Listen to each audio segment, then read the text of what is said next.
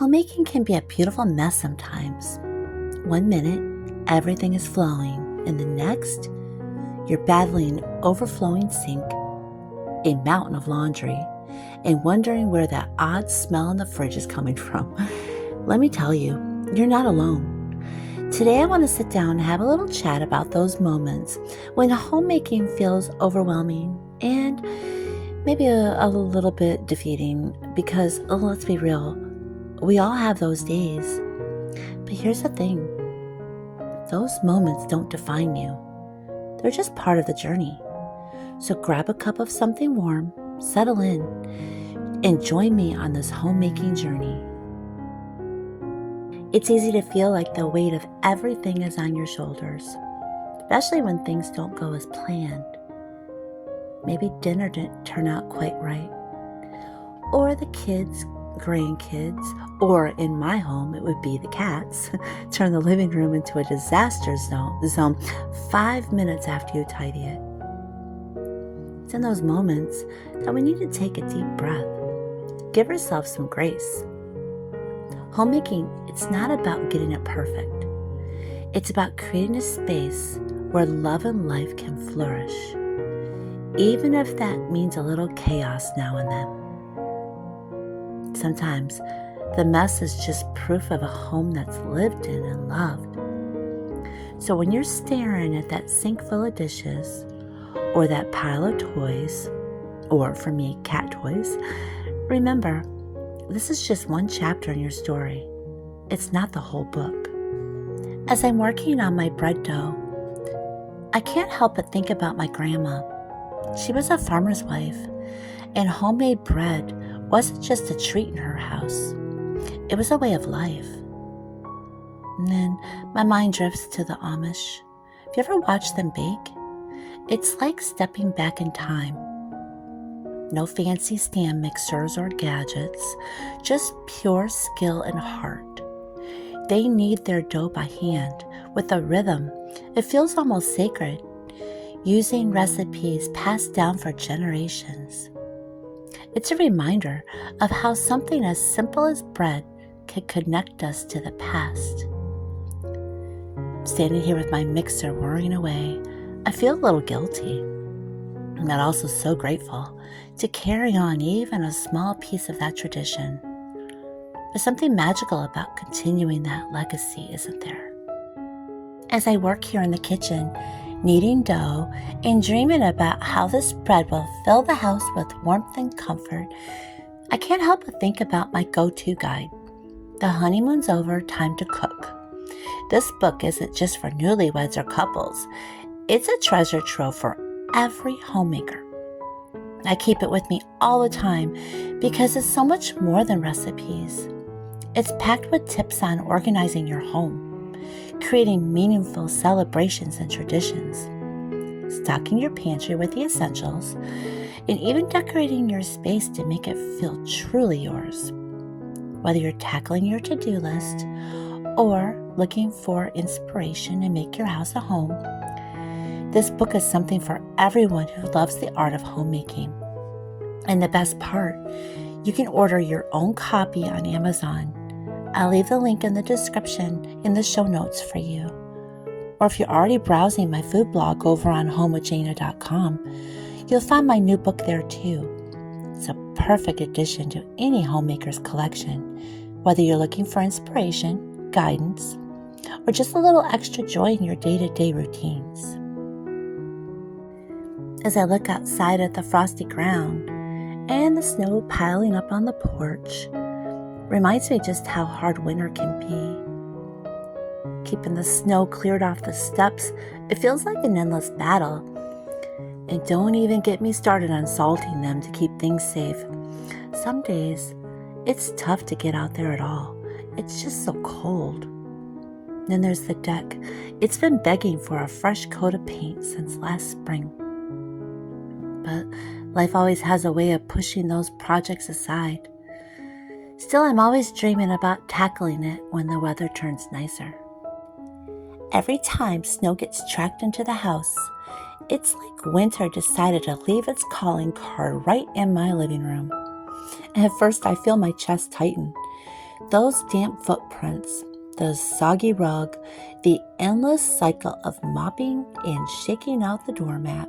It can be so frustrating. Like no matter what I do, I'm always cleaning the same mess. And sometimes, I'll admit, feels like no one even notices all the effort I put in. The swept floors, the wiped counters, the cozy touches. It's easy to wonder, does any of this really matter? But then I stop and remind myself that it absolutely does. Everything that we do as homemakers, no matter how small, it adds up to the warmth and love within these walls. Sure, the snow makes extra work, but it also reminds me of the life happening here, the comings and goings, the laughter, and the simple joy of having a place to call home. Homemaking, it's not about being perfect. We're human. We're not meant to have it all together all the time. So when the mess piles up or the little things go unnoticed, I take a breath and I shift my focus. I look around and I see a home that's full of love, even if it's not always tidy. The snow by the door, it's a sign that we're warm inside, safe from the storm. Every single effort that we make, whether it's mopping up footprints or wiping down the refrigerator shelves, it matters more than we think. It's not about achieving perfection. It's about creating a space where love and care fill every single corner. And you know what? That's enough. You're enough. Even when it feels like no one sees it. Trust me, what you do matters. You're building a home that holds everything important. And that is something to be proud of. After the holidays, I always feel like I've just crossed the finish line of the world's longest marathon. Except there's no medal waiting for me, just a mountain of dishes and a living room that looks like it hosted a wild party. Can you relate? The cooking, the cleaning, the endless to-do list. It's rewarding, sure, but it's also exhausting. That's when I remind myself it's okay to stop, to pause, give myself a little time to recover from the whirlwind. Because let's face it, we homemakers, we can't pour from an empty cup. Sometimes my pause looks like painting quietly in the corner. There's something about the rhythm of the brush strokes, the colors coming to life. It just clears my mind in a way that nothing else can. Other times, it's lighting a candle, grabbing a good book, and sinking into a warm bubble bath. And when time is short, even a simple cup of chamomile tea, it can feel like a small act of rebellion against the chaos, a moment to just breathe and be still. To realize that these small acts of self-care aren't luxuries, they're necessities. Homemaking's a beautiful job, but it's also so demanding, physically, mentally, and emotionally. If we don't take care of ourselves, how can we truly care for our families and our homes? Self-care is not selfish. It's like hitting the reset button, bringing us back to a calmer, more centered version of ourselves. And that version of me, she's a lot more patient, more joyful, and a whole lot better at tackling life's curveballs.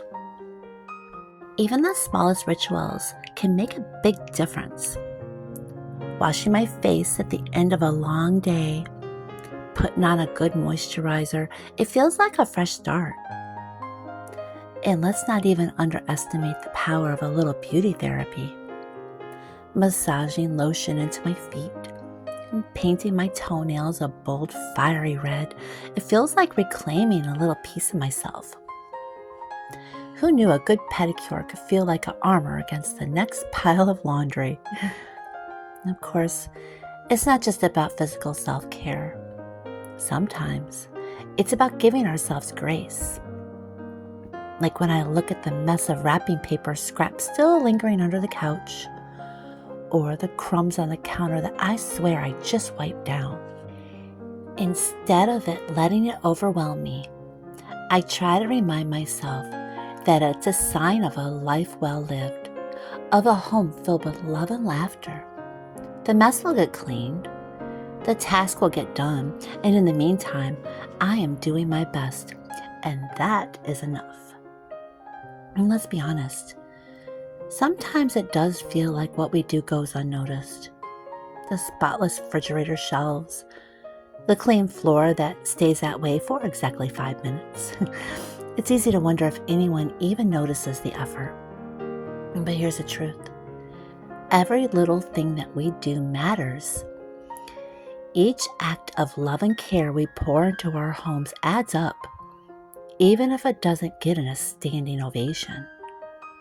Homemaking isn't about the applause. It's about creating a space where love and comfort thrive.